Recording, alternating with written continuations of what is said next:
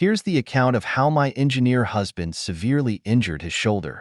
Roughly 2 weeks ago, he was engaged in his routine tasks, which often involved inspecting construction sites for proper building practices. However, an unforeseen incident occurred this time. While he traversed the site, a construction worker inadvertently dropped a hefty drill from the second floor. Can you imagine? Of all possible outcomes, it landed directly on my husband's shoulder. It's reminiscent of a scene from a cartoon, though far from amusing as it resulted in significant injury. He was incredibly unfortunate, yet simultaneously, we felt grateful as the situation could have been far worse. The medical professionals informed us that he was fortunate as the injury wasn't excessively severe, and they could prevent serious impairment to his arm. Following the accident, the doctors determined that 3 minor surgeries were necessary to repair the fractured bone in his shoulder. Consequently, he underwent those surgeries and is presently recuperating in the hospital. He must remain there until he sufficiently recovers to mobilize independently and manage without continuous medical supervision. Now let me tell you, we have 2 kids at home, a 7-year-old and a 5-year-old. They are a handful on the best of days. Plus, I work full-time too. We really couldn't afford for both of us to take time off from our jobs. The medical bills were piling up, and honestly, we needed every penny we could earn to keep everything running smoothly at home. It was super stressful thinking about how I was going to juggle working, taking care of our kids, and making sure someone was always with my husband at the hospital. Just the thought of managing all this was enough to keep me up at night. Then, like a superhero, my sister stepped in. She saw how overwhelmed I was and offered to help.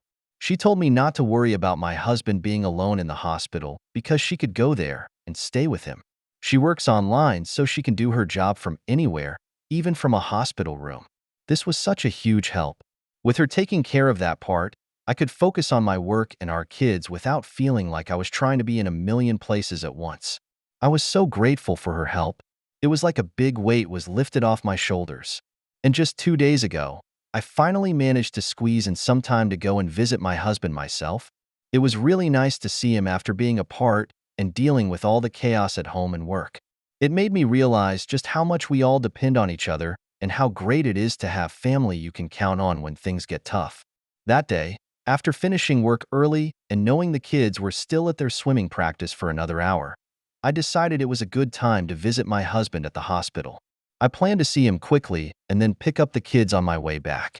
As I approached his hospital room, I noticed my sister sitting unusually close to him. They seemed to be deep in a serious conversation. Normally, I wouldn't think much of it because they've always gotten along really well.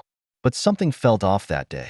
Curiosity got the best of me, and I found myself stopping to listen. Sometimes you just get a gut feeling that something isn't right, and this was one of those moments. I'm glad I trusted my instincts because what I overheard shocked me to the core.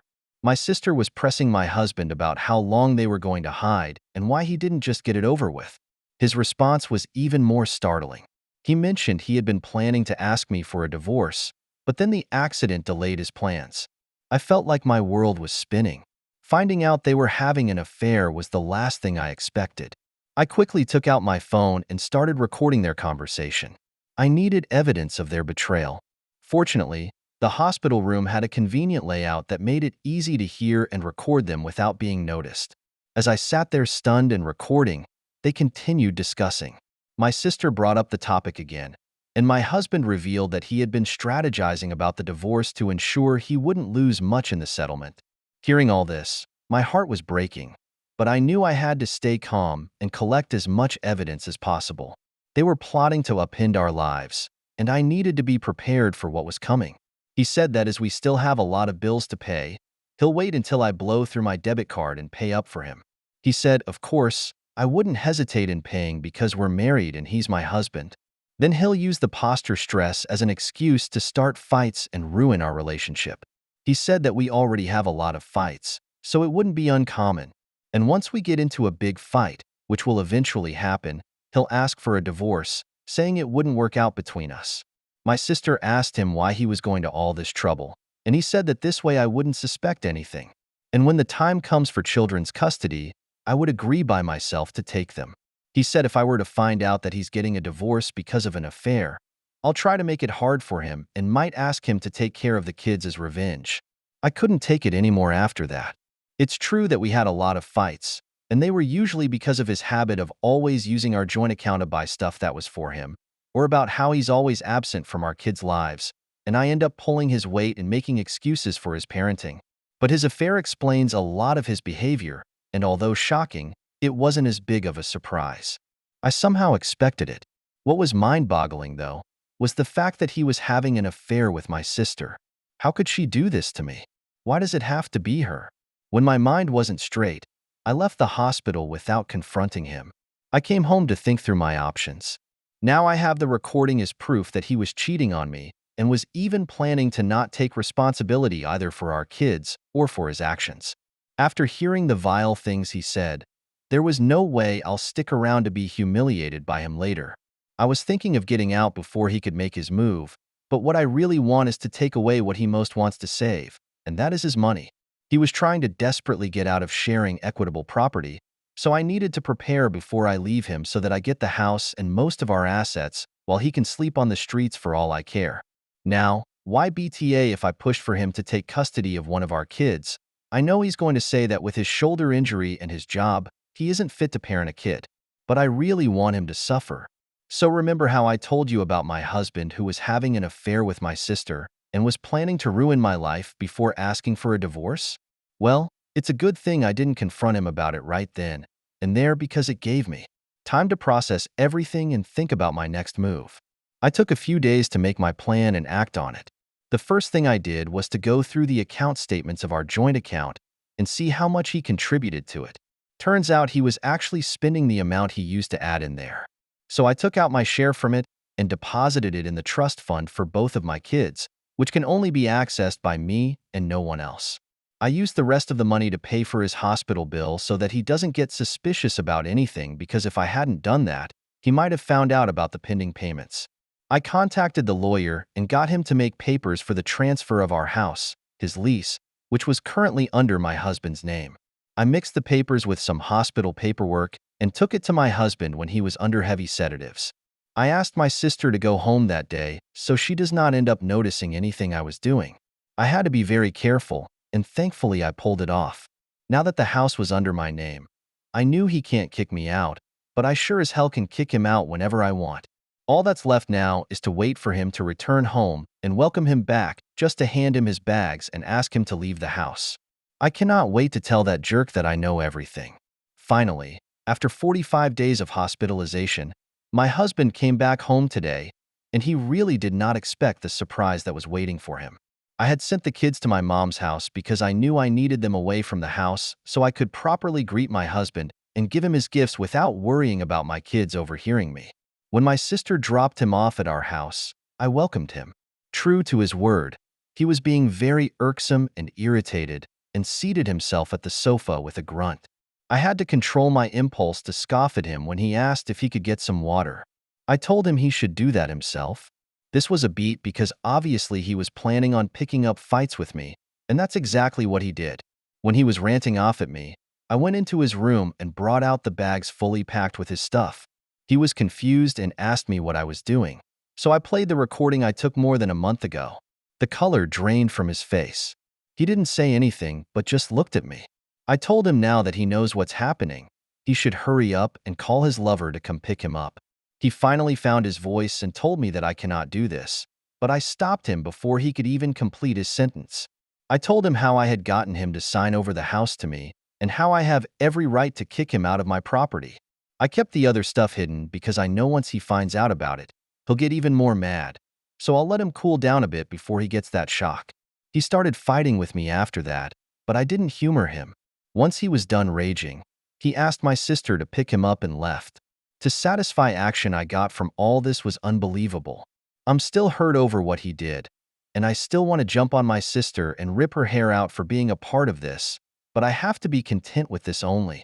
Finally, after 3 months, my divorce was finalized. As for the kids, I decided to keep them with me. I realized that it wasn't my kids' fault that my ex-husband cheated on me, and I love them too much to use them as a piece of revenge. Now my kids and I are living in the house that my husband paid for, And that makes me really happy because he didn't get anything out of our divorce. He belatedly realized our joint account was empty and that he had no power over the trust fund. The only other thing that we had was our inheritances, but they weren't included as marital property, so he couldn't have taken mine even if he planned on it. On the other hand, I got the house, the kids, and he has to pay me child support. Revenge never felt better, and I'm happy that cheating bastard is out of my life. I've also told all my family about my sister's antics, and let's just say no one is really happy with her. Story 2. I, 45, male, have a driveway that goes along one side of my house to the backyard. A couple of years ago, my neighbors built a basement access and started renting the space out to tenants. The access is alongside my driveway and past it. There is enough room for 2 vehicles to park, one in front of the other, so that they block in one vehicle. Since they intentionally block in one vehicle, the tenants decided my driveway is fair use anytime they need to pull in or out of their parking spot. While this initially irritated me since they did not ask permission, I eventually spoke to the vehicle owner and got them to agree to cleaning up any mud they track across it and not compact snow before I've had a chance to shovel it. I've never been happy that they use it, but so long as they're not creating a mess I have to clean up, it's negligible. Plus, it seems impossible to monitor my driveway every day and try to file a report against the constant use. Recently, 3 months now, my brother, 36, male, who was living with me, passed away. It was an extremely difficult week emotionally. Thankfully, all my family made the trip to my state to help me sort through everything and made sure I was not alone. During the subsequent weeks, several days after his passing, I came home from picking up my family from the airport, and the neighbor's Jeep was parked right in the middle of my driveway. I was completely livid. I knocked on the tenants' and neighbor's door with no answer. I was literally looking up the number for parking enforcement when the neighbor's whole household came out to meet me. About 5 to 6 adults between the homeowner and tenants. They explained that they were moving their boat and figured they would only be occupying the space for a short time. I told them, in no uncertain terms, that they were not allowed to block my driveway for any reason, especially when I had so much family driving in from other states for the funeral. Before I'm asked if there was more than enough free parking on the street, they could have easily parked in front of either house or across the street. Last week, the same tenants were in the process of moving out and again decided to park diagonally across my driveway so they could more easily move a match into their vehicle. This was really only an issue because my new roommates needed to grab medicine for their kid and were blocked in. I went out, told them they have to move, and if they need to use my driveway, they have to ask permission. I am tired of this constant battle for something I think should be common sense courtesy. I'm at the point where I will gladly pay a surveyor to come out, mark the property lines, and build a 10-foot high spike fence along the driveway space. Why? BTR for doing this, knowing about where the line is. I would be taking back about a foot of space they use for parking regularly, along with intentionally creating an inconvenience for them. The homeowner is aware of the situation but does not care. Story 3. I have a 17-year-old female car and a 9-year-old boy, Mark. Kara is back and forth between me and her dad. Mark lives primarily with me. They do not have the same dad. I was picking Kara up from her dad's for the week. She's autistic and does not drive. I asked her repeatedly to be ready when I got there. Kara hadn't started getting ready, and it was 2 hours before she was ready to go. Thankfully, my ex's long-term girlfriend is lovely, and I enjoy time catching up with her. Still, I was getting annoyed because we'd gone over this, and Kara knew the time I'd be there and when to be ready. I'd made plans to take the kids to a fun park they like on Saturday and out for ice cream after. They knew about these plans over a week due to COVID and limited people allowed at once. They are asking people to schedule time slots. Ours was at 1:30 p.m. to 3:30 p.m. Kara and Mark love arcade games, rides. We needed to leave the house a few minutes after 1 p.m. at the latest to get there with time to account for traffic and do the check-in process. I tell them to make sure they're ready to go, and we need to be out the door in 5 minutes tops. Next thing I know, the shower is running, and Kara is screaming she needs to get a shower first and we can't leave yet. This is after I told her repeatedly when we needed to leave by. It was on her reminder calendar as well as our family calendar, so Kara definitely knew. Mark was getting upset and worried about that we might miss our outing while Kara was in the shower. I sent her a text saying Mark and I went on so as not to lose our time slot. Plus, I paid in advance, and I was sorry she could not join us. Kara called me about 15 minutes or so later, screaming for me to come back and pick her up so she could have a few minutes of fun, saying I'm an awful mom, I'm unfair, I should have waited, she shouldn't be punished for getting a shower. I told her I'm not driving back to get her. It's unfair to Mark to make him leave early and miss most of his fun time. Kara screamed she hates me and I love Mark more than her, and hung on me when Mark and I were leaving. I tried calling and texting Kara to see if she'd like me to pick her up for ice cream. She did not answer, so it ended up being just me and Mark for ice cream. I did bring Kara back a pint of her favorite to have later. When I got home, Kara was giving me the silent treatment and being standoffish towards Mark. At midnight, Kara came in my room and uploaded on me for leaving her, saying I excluded her, made her feel less. She'd been excited to go today. I didn't take her needs into consideration, and we don't go off, and I failed to realize how special it was to her, and she's hurt by my actions today. I told Kara this was not a last-minute plan. We talked about this for over a week, plus I'd set reminders for her, and she knew the schedule and that she was expected to manage getting herself ready on time and be prepared to leave on time. Am I the a-hole? Story 4. My boss suspended me for his negligence, so I ruined his life. For a little context, I work at a vape shop, which is already in a rough space due to regulation and laws the government is putting on us. Due to this, we were well aware that certain products we sold made were highly illegal and enforceable at any time. I, 25M, have been working at my job for a little over a year and a half. The owner of the company is the one who hired me, and she was the biggest sweetheart in the world. Unfortunately, she was forced out of her company by her son. He is the type of person who believes that he is always right, and if you don't agree with him, he will completely ignore you or fire you. He literally forced his mom into retirement by threatening to unalive himself and continues to use that card every time. She even says she wants to come visit. Last winter, we had a massive snowstorm. Getting to work was rough, but we were told that we had to come anyway. We get there, and the snow isn't plowed from the parking lot because he didn't want to pay the guy to do it. So we had to. Due to the lot being absolutely massive, we couldn't get it all done in time for us to help customers as they came and went. We noticed the snow being patted down into the ground and essentially turning into a slip and slide. Of course, he didn't do anything about it and asked me and another coworker to clear all the garbage out of the other side of the building. When I did, I slipped and hurt myself. I didn't file for workers' comp, but told them I'd need to rest myself while at work the next shift. I sat almost the entire shift, and because I couldn't do anything, I sat on my phone, only to get up to help customers the next day. My manager tells me he got out of a meeting with the owner's son, and I was suspended for a week, 5 shifts. As I'm a college student and rent an apartment and have car payments, I couldn't afford to lose 5 days of pay.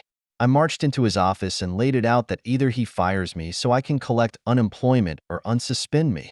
He told me neither was happening and that he was going to use me as an example to the rest of the employees. I was pissed and cursed him out. He doesn't like confrontation, so he shortened my suspension to get me out of the office.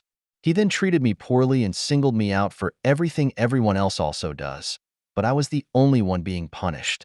Then comes the fact that he wanted to reconcile by forcing me to do handyman work around the place and didn't give me the tools, equipment, or training to do or use any of these objectives. This was the tipping point for me, the revenge. Due to being constantly singled out, I came to learn that everyone else was unhappy with this fact. I learned all the dirty little secrets about the company, including illegal products, labor violations, tax violations, etc. I used these secrets that I learned to call multiple government agencies, FDA, OSHA, DOL, and report him by name. First, OSHA came and did an inspection on my day off. He told everyone they only cited him for a small violation and he was good. Other than that, I was obviously angry at that, but a few weeks later, I got a packet in the mail telling me he got cited for everything and he was getting massive fines. Then, I was called into the office again with the manager who told me I was suspended. He proceeded to tell my manager that he was getting demoted for not writing me up more and that I was no longer getting my pay until I fixed my attitude. This, of course, was right after he said, "I don't care that you called OSHA." This little act is known as retaliation, which is illegal to do to people who called a protected agency like OSHA. He refused to even look at me at this point, because if he did anything that would imply he was punishing me for calling OSHA, I would have a lawsuit to destroy him. Now, today, another day off for me. And I get a text from a coworker at 11 a.m. That message was, FDA is here. The manager quit, and it's crazy. The FDA and IRS came rolling in full force in black trucks and SUVs. They came in and raided the place, seizing all illegal products. And all the paperwork pertaining to the business, they're still there as I write this. So, hopefully, there will be more to come. But, knowing how this works out in most cases, I won't have a job much longer and will be on unemployment. TLD, DR. My boss punished me for hurting myself at work, so I called a bunch of government agencies on him and probably got all of his businesses shut down. Update 1. The ATF also showed up. They confiscated all the homemade juices. We apparently don't have a manufacturing license. None of us knew this. And that means we may no longer be able to sell products.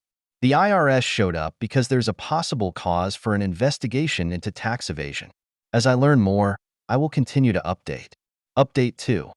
It seems as though, through talks with the lawyer, the son decided to actually take the heat for all of it and is going to have to pay massive fines and is possibly looking at jail time. He likely won't ever be able to get a manufacturing license for the rest of his life. And they said essentially that he won't be able to open any new businesses. I know he had 2 new locations rented out and in the process of opening, and those are never going to happen now.